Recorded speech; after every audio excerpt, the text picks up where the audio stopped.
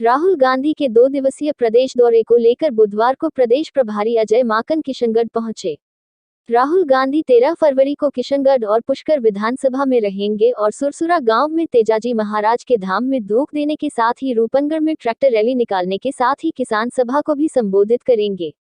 राहुल गांधी के दौरे की तैयारियों की समीक्षा करने के लिए आज अजय माकन के साथ पीसीसी चीफ गोविंद डोटासरा, चिकित्सा मंत्री डॉक्टर रघु शर्मा, पूर्व मुख्यमंत्री सचिन पायलट, राजस्व मंत्री हरीश चौधरी, महेंद्र चौधरी, जिले के प्रभारी मंत्री लालचंद कटारिया सहित संगठन के पदाधिकारी मौजूद रहे।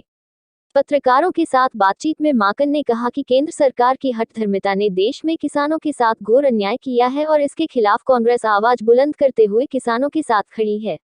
राहुल गांधी का प्रदेश दौरा ऐतिहासिक रहेगा और सरकार को तीनों काले कानून वापस लेने ही होंगे।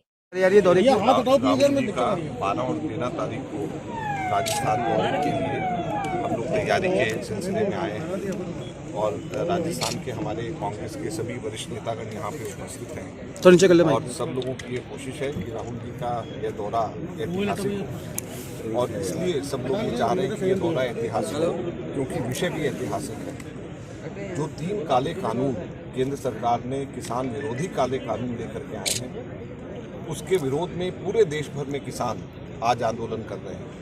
पूरे देश भर के अंदर सैकड़ों किसानों की जानें चली गई हैं लेकिन इस सरकार के कान पे जूं तक नहीं। राहुल जी वही नेता हैं जिन्होंने किसानों के लिए चाहे भट्टा परसोल की माध्यम से वहाँ पर से लड़ाई शुरुआत करी, चाहे किसानों के ज़मीन का कानून बनाया उसकी लड़ाई लड़ी, चाहे ऑर्डिनेंस 2014 दिसंबर के अंदर यह सरकार लेकर के आ रही थी उस कानून को ज़मीन हक के कानून को ख़त्म करने की उसकी लड़ाई लड़ी और अब 3 काले कानून जो ये सरकार लेकर के आई है इसके खिलाफ राहुल गांधी जी और कांग्रेस पार्टी लड़ रही है। तो इसलिए कांग्रेस के तमाम वरिष्ठ नेतागण यहाँ पर इकट्ठे हुए हैं और राहुल जी की यह यात्रा 12 और 13 तारीख की कांग्रेस पार्टी की इस लड़ाई के अंदर सभी कांग्रेस के लोग मिल करके लड़ेंगे और इस सरकार केंद्र सरकार को हर हालत के अंदर यह काले कानून वापस लेने पड़ेंगे।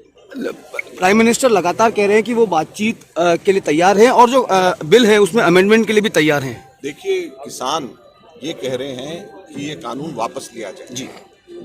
जो पार्लियामेंटेरियंस हैं वो ये कह रहे हैं कि इस कानून के ऊपर डिस्कशन ही क्यों नहीं हुआ जी।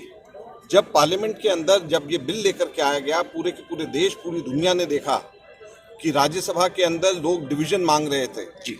हमारे एमपीज कह रहे थे कि इसके ऊपर खड़े होकर के वोटिंग होनी चाहिए, हाथ खड़े होकर के वोटिंग होनी चाहिए, वॉइस वोट से पास नहीं होना चाहिए और ये पार्लियामेंट का कायदा होता है जो कि उस वक्त सरकार ने नहीं माना है।